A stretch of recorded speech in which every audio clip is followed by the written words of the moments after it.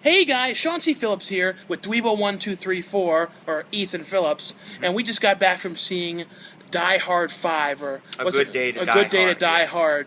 And it was the 10 o'clock screening on Wednesday, because all the movies open on Thursday of Valentine's Day.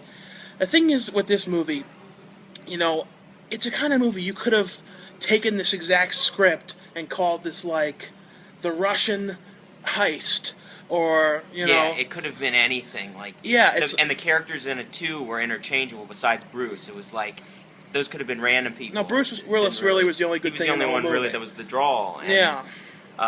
You know, like, I was joking with Sean that, you know, like, I could basically define that movie in just audio. It would be like... No, yeah, I know.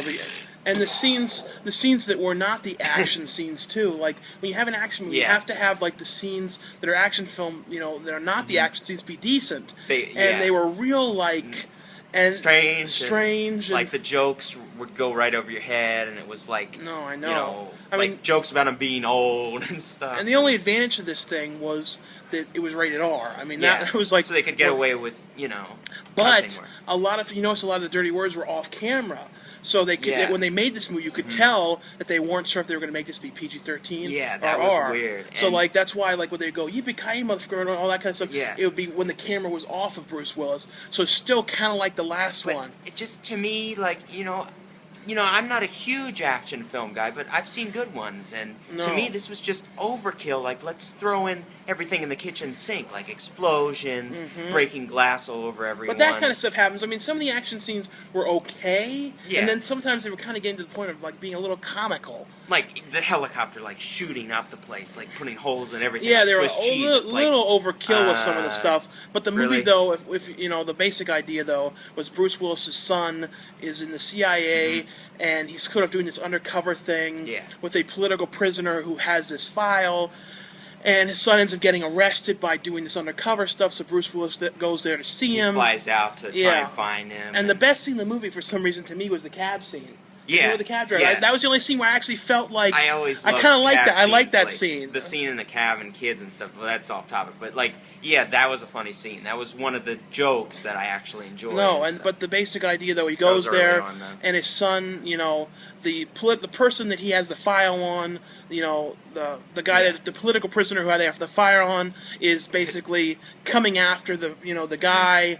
That wasn't really explained well at all. No, it is very, very confusing and vague, and I don't think anyone cares. I don't think anyone really cared about the premise. It was sort of they had this guy, and they were after, the bad guys were after him, and there was some kind of corniness to this. It was kind of like I didn't really care about the bad guys either. It was just sort of like watch for the next time Bruce does something. And when you compare this to the original Die Hard, I don't know if you saw, but I mean the original Die Hard was such a good movie and such a a good balance between it. And even the sequels, the one in the what happens in the other 5 or so? Is it just like the first one was no, it was way better. This one was just sort of like the main problem with this was it could just have been anybody. This was like an interchangeable script. It shouldn't have even been called Die Hard. No, it was just some kind of.